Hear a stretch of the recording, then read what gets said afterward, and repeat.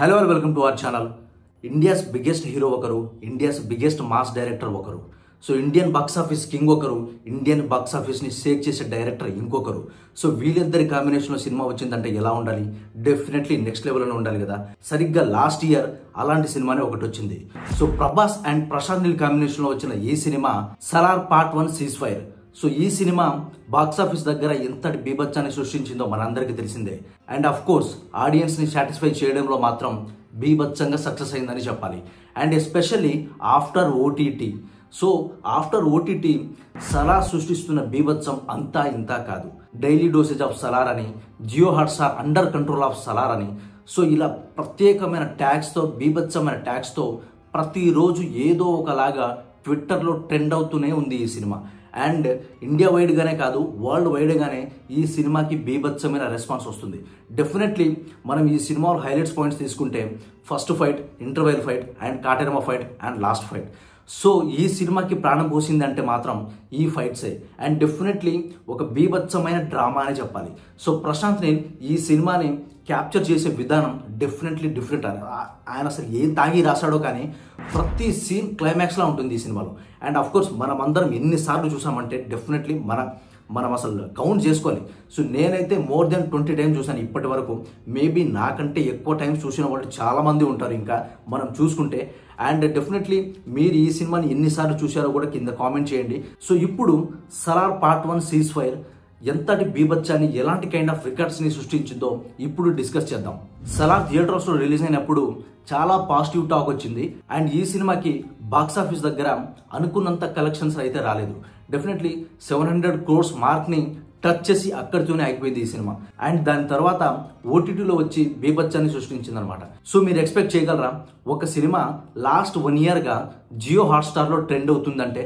So ఈ record వేరే ఏ సినిమాకి లేదు. ఇండియాలోనే కాదు, వరల్డ్ రికార్డ్ చరిత్రలోనే ఏ సినిమాకి లేదనమాట ఈ రికార్డు. డెఫినెట్లీ ఈ ఘనత సలార్ సినిమాకి దక్కిందని చెప్పాలి.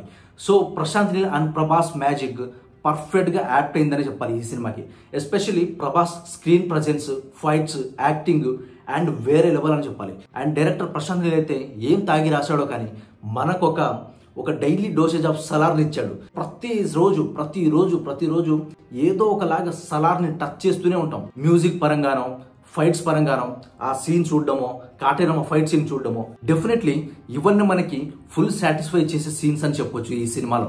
అండ్ ఎస్పెషల్లీ ఈ సినిమాకి రవి బస్రు ఇచ్చిన మ్యూజిక్ అయితే టాప్ నాచ్, అసలు హాలీవుడ్ లెవెల్ అని చెప్పొచ్చు మనం. ఇంకా అంతకు మించని కూడా చెప్పొచ్చు, ఎందుకంటే బీభత్సం.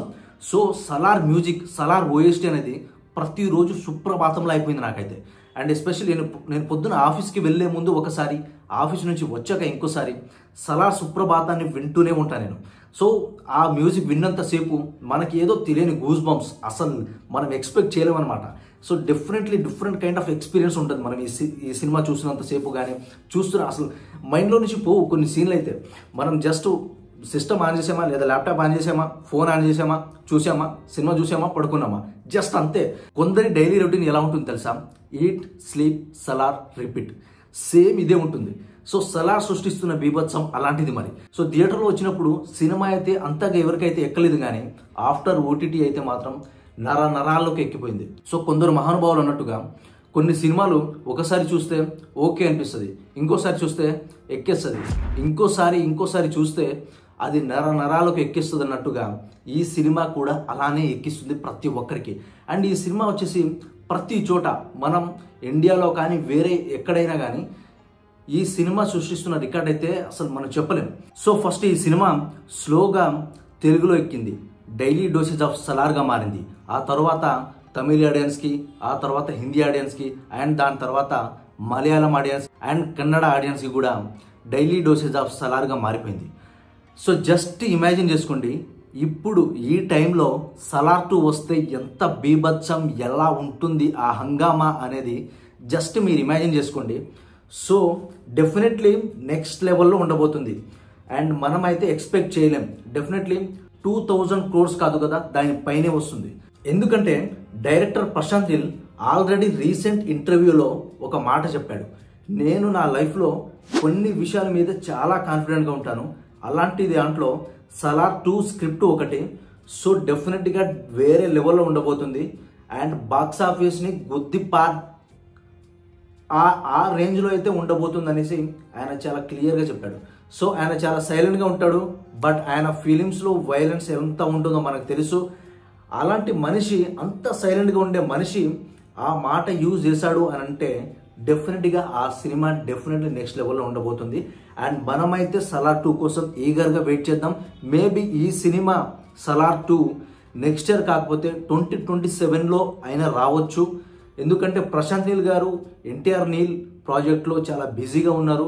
అండ్ ప్రభాస్ గారు కూడా చాలా సినిమాలు లైన్లో పెట్టుకుని ఆయన చాలా బిజీగా ఉన్నారు. Spirit, fauji and Raja Saab and ఇంకా చాలా సినిమాలతో ఆయన చాలా బిజీగా ఉన్నారు. సో డెఫినెట్లీ ప్రభాస్ ఫ్యాన్స్కి అయితే పండగే, నెక్స్ట్ ఫ్యూ ఇయర్స్ అయితే పండగే.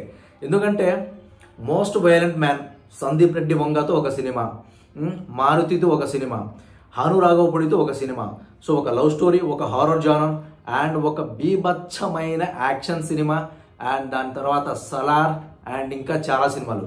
సో ప్రభాస్ ఫ్యాన్స్కి అయితే పండగే అని చెప్పుకోవచ్చు మనం. ఎందుకంటే బీభత్సం ఇండియన్ బాక్స్ ఆఫీస్ని షేక్ చేయడానికి పుట్టాడు అతనే ప్రభాస్. డెఫినెట్లీ వేరే లెవెల్లో ఉండబోతుంది. సో మనమైతే సలార్ 2 అండ్ స్పిరిట్, ఫౌజీ ఈ సినిమాల కోసం మనమైతే వెయిట్ చేయక తప్పదు డెఫినెట్లీ. బట్ ఈ సినిమాలు ఎప్పుడు వచ్చినా కానీ నెక్స్ట్ లెవెల్ వేరే రేంజ్లో ఉండబోతాయి. మనం అసలు మాట్లాడడానికి కూడా ఛాన్స్ అనేది ఉండదు. మేబీ సినిమాలు కొంచెం అటు ఇటు అయినా ఉండొచ్చు, కానీ ఆయన బాక్స్ ఆఫీస్ కింగ్ ప్రభాస్ గారు, బాక్స్ ఆఫీస్ కింగ్. ఆయన్ని టచ్ చేయగల హీరో మరొకరు లేరు ఇండియాలో, డెఫినెట్లీ ఇది మాత్రం. అండ్ ఇంకోటి వచ్చేసి సలార్ పార్ట్ 1 సీజ్ ఫైర్లో మనకు చూపించింది ఏంటంటే ఇద్దరు ప్రాణ స్నేహితులు ఎలా ఉంటారు అండ్ వాళ్ళిద్దరి మధ్య కొన్ని క్లాషెస్ ఎలా వచ్చాయి అనేది చూపించారు. సో సలార్ పార్ట్ 2లో అయితే ఇద్దరు ప్రాణ స్నేహితులు బద్ధ శత్రువులుగా ఎలా మారారు అనే దానికి ప్రశాంత్ నీల్ డ్రామా అనేది పీక్ లెవెల్లో ఉండబోతుందని టాక్. ఎందుకంటే so Prashanth Neel direction team నుంచి కొంతమంది చెప్పింది ఏంటంటే సో సలార్ 2 అనేది నెక్స్ట్ లెవెల్లో ఉండబోతుంది. ఆల్రెడీ కొంతవరకు 10 to 20% ఈ సినిమా షూట్ అయితే అయిపోయింది, ఎడిట్ కూడా అయిపోయింది. బట్ ఇంకొక 70 to 80% ఈ సినిమాని షూట్ చేయాలి.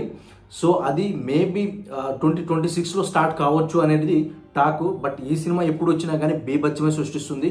సో ఫైనల్గా ఈ సినిమాని మీరు ఎన్నిసార్లు చూశారు, సలార్ 2 మీద మీ ఎక్స్పెక్టేషన్స్ ఏంటి, అండ్ సలార్ 2 బాక్స్ ఆఫీస్ దగ్గర ఎన్ని కోట్లు కలెక్షన్స్ చేస్తుందో జస్ట్ మీ కామెంట్ని ఈ వీడియో కింద డ్రాప్ చేయండి. సో మనం డిస్కస్ చేసుకుందాం. అండ్ మరొక వీడియోతో మీ ముందుకు వస్తాను. Until then by.